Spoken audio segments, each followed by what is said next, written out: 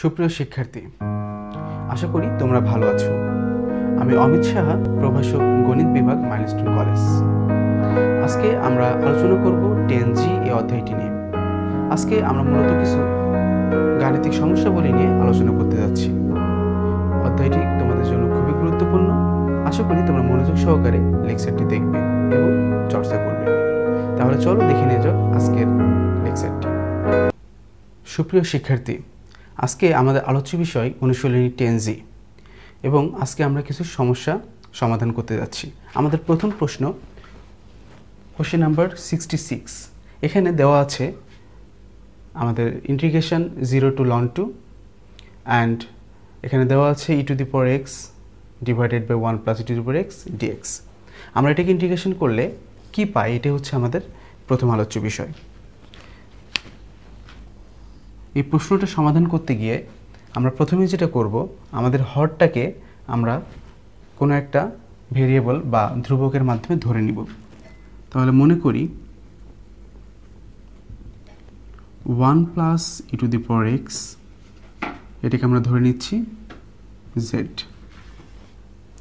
তাহলে এটাকে যদি আমরা, এর অন্তরক কি হবে, 0 plus e to the power x dx equal to dz। দেখো এটাকে আমরা লিখতে পারি e two the power x dx equal to dz।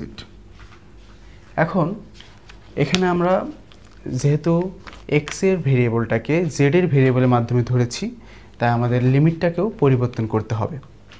তো লিমিটটাকে আমরা কি লিখতে পারি, এখানে লিমিটটা পরিবর্তিত হয়ে কি হবে, এটা হলো লেখার জন্য আমাদের এক্সটা পরিবর্তিত হচ্ছে জেড এর সাথে। কিভাবে পরিবর্তিত হচ্ছে, এক্স ছিল 0 অ্যান্ড ln 2, তো লিখে ফেলো 0 ln 2। তাহলে আমরা যদি এখানে এক্স এর ভ্যালু 0 বসাই, তাহলে জেড এর ভ্যালু কত পাই, দেখো 1 plus e to the power 1। E to the power 1 মানে কত, এক্স এর ভ্যালু যদি আমরা 0 বসাই তাহলে ই টু দি পাওয়ার 0, তাহলে ই টু দি পাওয়ার 0 মানে হচ্ছে 1 প্লাস ই টু দি পাওয়ার 0 মানে হচ্ছে 1। তাহলে আমরা পাচ্ছি কত, 2। আচ্ছা, এরপরে দেখো ln 2 আমরা এই এক্স এর জায়গায় বসাবো, তাহলে আমরা পাই 1 plus e to the power ln 2। তাহলে দেখো ln ই ক্যান্সেল, আমরা লিখতে পারছি 1 প্লাস 2, আমরা পেয়েছি 3। তাহলে দেখো আমরা এক্স এর দুইটা ভ্যালুর জন্য জেড এর দুইটা ভ্যালু পেয়ে গেলাম। এখন যদি আমি এটাকে পরিবর্তন করি তাহলে কি লেখা যেতে পারে, দেখো 0 পরিবর্তিত হবে 2 এর সাথে, ln 2 পরিবর্তিত হবে 3 এর সাথে, ই টু দি পাওয়ার এক্স ডিএক্সটা পরিবর্তিত হবে ডিজেড এর সাথে, 1 plus e to the power extra আসবে হচ্ছে জেড। আমরা একটা ফর্মুলা জানি যে ddx of ln x is 1 by x। তার মানে তুমি যদি 1 by x কে ইন্টিগ্রেশন করো তাহলে তুমি কিন্তু পাবা ln of x। এটাকে যদি আমরা ফলো করতে পারি তাহলে কিন্তু আমরা আমাদের আনসার পেয়ে যাচ্ছি। দেখো এখানে ইন্টিগ্রেশন অফ 1 by z আছে, তাহলে এটাকে আমরা লিখতে পারি ln z, এবং এটাকে আমরা লিমিট দুইটার মধ্যে রেখে দিলাম। দেখো এখানে আমরা লিখতে পাচ্ছি ln, আমাদের আপার লিমিট যেটা সেটাকে আগে বসাও, ln 3 মাইনাস ln 2। প্রথমে আপার লিমিটটা বসালাম, মাইনাস লোয়ার লিমিটটা বসিয়ে দিলাম।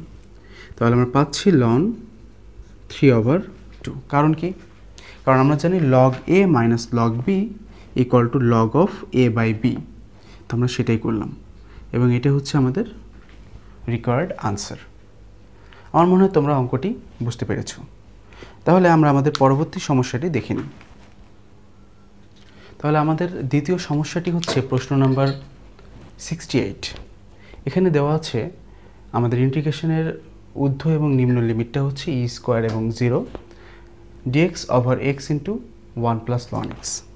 আমরা এটাকে যদি, এই সমস্যাটিকে সমাধান করতে চাই বা এটাকে যদি আমরা সমাকলন বা যোগজীকরণ করতে চাই, তাহলে দেখো আমরা যদি এই পার্টটাকে আমরা যদি z মনে করি, তাহলে দেখো এটাকে কিন্তু আমরা ডিফারেন্সিয়েশন বা অন্তরীকরণ করলে 1 বাই x পাই। তাই আমরা এটা আগে ধরে নিচ্ছি। তাহলে আমাদের মনে করে নিব 1 plus ln x equal to z।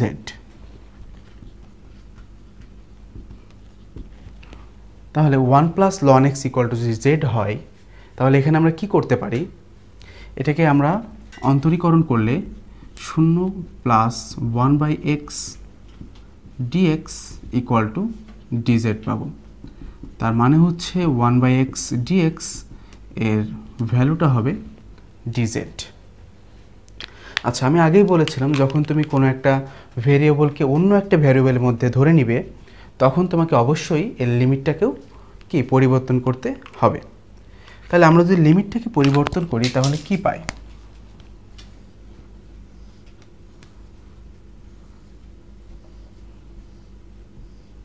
এখানে আমাদের x এর লিমিট ছিল 0 and e স্কয়ার। সো এখন আমরা পেয়েছি কি z। তাহলে z এর লিমিটটা কি হবে, দেখো আমরা যদি এখানে 0 বসাই তাহলে দেখো 1 প্লাস ln 0।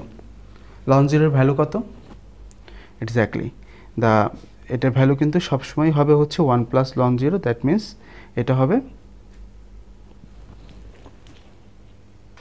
0। সুতরাং এটা হবে হচ্ছে 1। আবার দেখো আমরা যদি এখানে ln এর x এর জায়গায় e স্কয়ার বসিয়ে দিই তাহলে e আর ln কিন্তু থাকলো না, এটা হবে e square, actually e square. তাহলে x এর জায়গায় যদি e স্কয়ার বসিয়ে দিই তাহলে e আর ln কি হলো, ক্যান্সেল হলো। বিষয়টা এরকম, ln e স্কয়ার এই দুটো কিন্তু ক্যান্সেল, তাহলে 2টা থাকলো আর আগে আসছে যে 1। সো 1 প্লাস 2 কত হবে, এক্স্যাক্টলি 3। তাহলে দেখো আমাদের এক্সটা এখন কনভার্ট হয়ে গেছে কিসের মধ্যে, জেড এর মধ্যে। হয়ে গিয়ে কী হলো দেখো, 0 বা 0 এখন কনভার্ট হয়ে আমাদের 1 আর ই স্কোয়ারটা পরিবর্তিত হয়ে হয়েছে 3। ডিএক্স ওভার এক্স এটাকে লেখা যেতে পারে ডিজেড, আর 1 প্লাস ln x এটা আমরা ধরেছিলাম জেড। তাহলে এটাকে আমরা যখন ইন্টিগ্রেশন করছি তো 1/z, এটাকে হবে হচ্ছে ln z। এটাকে যদি আমরা আপার লিমিট আর লোয়ার লিমিটটা এখানে বসিয়ে দিই তাহলে পাবো ln 3 মাইনাস ln 1। আমরা সবাই জানি ln 1 এর ভ্যালু হচ্ছে 0। তাহলে ওইভাবেও করতে পারি। আবার আরেকটা বিষয় দেখো, ln a minus ln b, ln of a by b। তার মানে আমরা এইটাও যদি করি তাহলে দেখো আমরা পাচ্ছি ln 3। তুমি এটাকে এইভাবেও সমাধান করতে পারো। আবার তুমি যদি মনে করো এটাকে অন্যভাবে সমাধান করবা, এটা হচ্ছে ln 1 এর ভ্যালু যেহেতু 0 বা 0, তাহলে আমরা এটাকে লিখতে পারি ln 3 মাইনাস ln 0। ln 1 এর ভ্যালুটা হচ্ছে 0। সো আমরা ফাইনালি পাবো ln 3। তাহলে দেখো আমরা এই ম্যাথটাকে এইভাবেও সলভ করতে পারি, আবার কি এই ওয়েতেও আমরা এটাকে সলভ করতে পারি। তাহলে এই দুইটাই হবে কি আমাদের আনসার। এটাও লিখতে পারি, আবার এইভাবে করেও আনসার পেতে পারি। তাহলে এইভাবে করে আমরা আমাদের সমাধান নাম্বার 68 এটা আমরা শেষ করলাম। আমাদের পরবর্তী সমস্যাটি আমরা দেখে নিব। সো আমাদের দেখো এই তৃতীয় সমস্যাটি হলো প্রশ্ন নাম্বার 75। এখানে দেওয়া আছে 0 to 1 1 plus x over 1 plus x square D square. এটাকে আমাকে ইন্টিগ্রেশন করতে হবে। তো আমরা এটা কি করতে পারি বলো, এটাকে দেখো আমরা ভেঙে ফেলতে পারি এভাবে, 1/1 plus x square plus x by 1 plus x স্কোয়ারের সাথে ডিএক্স। ওকে, তাহলে দেখো এখান থেকে আমরা লিখতে পারি 0 to 1 1/1 plus x square dx plus x by 1 plus x square dx, এটা অবশ্যই 0 to 1। আচ্ছা দেখো এখানে এসে আমরা একটা বিষয় দেখতে পাচ্ছি যে 1/1 প্লাস এক্স স্কোয়ার ডিএক্স, অবশ্যই তোমরা ধরতে পেরেছো যে 1/1 প্লাস এক্স স্কোয়ারকে যদি আমরা ইন্টিগ্রেশন করি আমরা পাবো কি tan ইনভার্স এক্স। কারণ কি, গুড, ভেরি গুড, কারণ হচ্ছে আমরা ডিফারেন্সিয়েশন যখন করছিলাম tan ইনভার্স এক্সকে তখন পেতাম 1/1 প্লাস এক্স স্কোয়ার। তার মানে এখন যদি এটাকে ইন্টিগ্রেশন করি আমরা পাবো কি tan ইনভার্স এক্স, এক্স্যাক্টলি। তাহলে আমরা যদি এটাকে tan ইনভার্স এক্স লিখি আর এর লিমিটটাকে বসিয়ে দিই তাহলে কিন্তু আমাদের এই কার্ডটা শেষ। সো দেখো এখানে এসে একটা ঘটনা ঘটেছে। আমরা একটা সূত্র জানি, সেটা কি, যে আমরা যদি হরকে অন্তরীকরণ করে লব পাই, মানে হরের যা আছে সেটাকে অন্তরীকরণ করে লবের অংশটি পাই, তাহলে লন ইন্টু হর, এটা আমাদের ফর্মুলা। তো সেই ফর্মুলাটাতে যাওয়ার জন্য দেখো এটাকে আমরা ডিফারেন্সিয়েশন করলে পাই কিন্তু 2x। তাই এখানে আমরা 2 দিয়ে মাল্টিপ্লাই করে যদি আমরা এখানে হাফ মাল্টিপ্লাই করে দিই, তাহলে কিন্তু আমরা এইটুকু জায়গায় লিখতে পারবো কি বলতো, এক্স্যাক্টলি আমাদের formula loan into 1 plus x square. এটার লিমিটটা দিয়ে দিলাম 1 থেকে 0। দেখো আমরা যদি এখানে ভ্যালুটা বসিয়ে দিই তাহলে পাবো হলো tan inverse 1 minus tan inverse 0।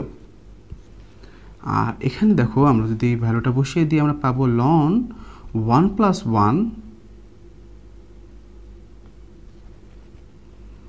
Minus ln 1 plus 0। Okay, আমরা এরকম একটা কিছু পাচ্ছি। প্রথমে 1 বসাইলাম, তাহলে 1 প্লাস 1, পরে 0 বসালাম, তাহলে লন 1 প্লাস 0। তাহলে এখন দেখো লন tan ইনভার্স 1, এটার ভ্যালু হচ্ছে π/4, এটা হচ্ছে 0। কেন একটু আমরা দেখে আসি। tan ইনভার্স 1 আমরা কেন π/4 লিখছি? দেখো tan ইনভার্স 1, তাই না? তো 1 tan কত ডিগ্রি ভ্যালু? আমরা কিন্তু জানি tan ইনভার্স tan 45 মানে π/4 এর ভ্যালু হচ্ছে 1। তাহলে দেখো tan ইনভার্স tan চলে গেল, থাকলো কি π/4। দেখো এটা আমরা π/4 লিখেছি। আবার একই রকমভাবে যদি এটা আমরা tan ইনভার্স 0 এর জন্য বলতাম, আমরা বলতে পারতাম tan ইনভার্স tan 0। তাহলে দেখো আমরা কিন্তু কত পেতাম? 0 পেতাম। তাই দেখো tan ইনভার্স 0 মানে হচ্ছে 0। তো এই বিষয়টা আমরা মনে হয় বুঝতে পেরেছি। আচ্ছা দেখো এরপরে গিয়ে এখানে আছে আমাদের কত, লন 2 মাইনাস লন 1। তাহলে এটাকে লেখা যাবে কি, লন 2 মাইনাস লন 1। আমরা সবাই জানি লন 1 এর ভ্যালু 0, তার মানে এখানে থাকবে হলো হাফ লন 2।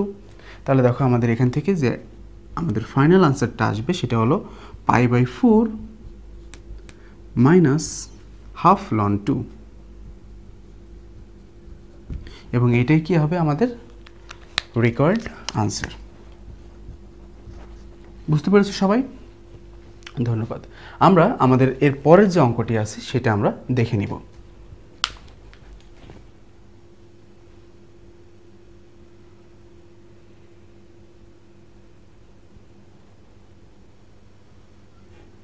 সুপ্রিয় শিক্ষার্থীরা, আমাদের যে পরবর্তী সমস্যাটি সেটি হলো প্রশ্ন নাম্বার 77। এখানে যে আমাদের প্রশ্নটি আছে সেটা হচ্ছে ইন্টিগ্রেশন অফ 0 to 1 ddx অফ divided by e⁻x plus e inverse x। দেখো এই ধরনের সমস্যাকে আমরা যখন সমাধান করতে যাব, আমাদেরকে অবশ্যই একটা কিছু দিয়ে দুইটাকে মাল্টিপ্লাই করে নিতে হবে, যাতে করে কি হয় আমরা একটা পার্ট 1 পাই। খেয়াল করে দেখো, আমরা যদি উভয় পক্ষকে প্রথমেই e⁻x দিয়ে, উভয় পক্ষ বলতে আমরা লব এবং হরকে e⁻x দিয়ে মাল্টিপ্লাই করি, তাহলে দেখো কি পাই, এরকম একটা কিছু লিখতে পারি। এবং এটার মানে হচ্ছে e⁻x square plus 1 into dx। দেখো এটার মাধ্যমেই আমরা কিন্তু একটা ফর্মুলার কাছাকাছি যেতে পারি, যদি কিনা e⁻xকে আমরা z ধরে ফেলতে পারি। দেখা যাক আমরা e⁻xকে z ধরলে কি হয়। মনে করি আমাদের e⁻x হচ্ছে z, তাহলে এটাকে লেখা যাবে e⁻x dxটা হবে হচ্ছে dz। আচ্ছা, এখন এখান থেকে আমরা দেখো একটা অ্যাজাম্পশন করতে পারি। কি অ্যাজাম্পশন বলো তো? এখান থেকে আমাদের x এর ভ্যালু যে দুইটা আছে আমরা সেই দুইটা বসিয়ে দিই, অর্থাৎ 0 1। তাহলে আমরা কি z এর দুইটা ভ্যালু পাবো? বলো তো z এর তাহলে কি ভ্যালু পাবো? x এর ভ্যালু তুমি যদি এখানে 0 বসাও তাহলে e⁻0 এর ভ্যালু কত? 1। ওকে, তুমি যদি z এর x এর ভ্যালুটা 1 বসাও তাহলে e⁻1, তাহলে কি পাবে? ই। Very good. এখন আমরা এই বিষয়টিকে অর্থাৎ এই যে ফাংশনটা এখানে আমাদের আছে এটা ছিল এক্সের, সেটাকে আমরা এখন কি করব জেডের মধ্যে রূপান্তরিত করে লিখব। লিখলে দেখো আমরা কি পাই, এখানে জিরোটা দেখো কনভার্ট হবে ওয়ানের সাথে, ওয়ানটা পরিবর্তিত হবে ই এর সাথে, ই টু দি পাওয়ার এক্সকে দেখো আমরা ধরেছি কত জেড, কিন্তু e to the power x ডিএক্সটা টোটালি ডিজেড, এই কারণে আমরা এটাকে লিখব dz over e to the power x whole square. তার মানে কি দাঁড়াবে বলো তো, জেড স্কোয়ার প্লাস ওয়ান। এবং তোমরা সবাই জানো 1/1 plus x square integration of যদি থাকে সেটার ফর্মুলা হচ্ছে tan ইনভার্স এক্স।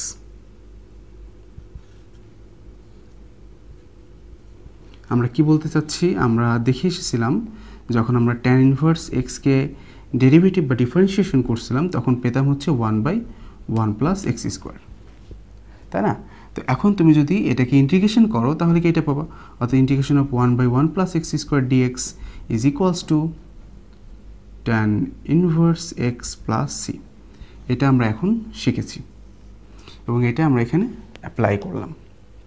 দেখো তাহলে এখান থেকে আমরা কি পাচ্ছি, এখান থেকে আমরা লিখতে পারি tan ইনভার্স জেডের জায়গায় একবার ই বসাও একবার ওয়ান বসাও, তাহলে আমরা লিখতে পারবো tan ইনভার্স ই মাইনাস tan ইনভার্স ওয়ান। ঠিক আছে, tan ইনভার্স ই মাইনাস tan ইনভার্স ওয়ান। তাহলে দেখো এটাকে লেখা যেতে পারে tan ইনভার্স ই মাইনাস π/4, কারণ আমরা অলরেডি দেখেছি যে tan ইনভার্স ওয়ানের ভ্যালু কেন π/4 হয়, কারণ tan 45 মানে হচ্ছে 1, tan ইনভার্স tan কেটে যায় আমাদের হয় হচ্ছে π/4, এবং এটাই হচ্ছে আমাদের কি রিকোয়ার্ড আনসার। তাহলে দেখো আমরা কিন্তু আমাদের 4টি সমস্যা সমাধান করে ফেললাম। তাহলে এখন আমরা আমাদের শেষ সমস্যাটি সমাধান করব। সুপ্রিয় শিক্ষার্থীরা, আমরা আমাদের ভিডিও ক্লাসের প্রায় শেষ প্রান্তে চলে এসেছি। এটা আমাদের শেষ প্রশ্ন। আমাদের শেষ প্রশ্ন হলো প্রশ্ন নাম্বার 85। এখানে দেখো দেওয়া আছে 0 to 4 integration of √16 - x square into dx. এবং এই ধরনের সমস্যাগুলো তোমাদের পরীক্ষার জন্য খুবই গুরুত্বপূর্ণ, শুধু তোমাদের এক্সামের জন্য না, আমাদের পরবর্তী যে অধ্যায়টা বা অনুশীলনীটা আসছে এখানেও কিন্তু এই বিষয়টা নিয়ে বারবার আমাদেরকে কাজ করতে হবে। তা আমার কথা হচ্ছে যে এই কারণে অবশ্যই তোমরা এই অঙ্কটি যখন আমরা করব খুবই মনোযোগ সহকারে দেখবা। দেখো আমাদের এই সমস্যাটি সমাধান করার জন্য আমরা প্রথমেই এটাকে একটা লাইনে কনভার্ট করে নিচ্ছি। 0 to 4 √4 square minus x square into dx. এটা অনেকটাই a স্কোয়ার মাইনাস a স্কোয়ারের শেপ।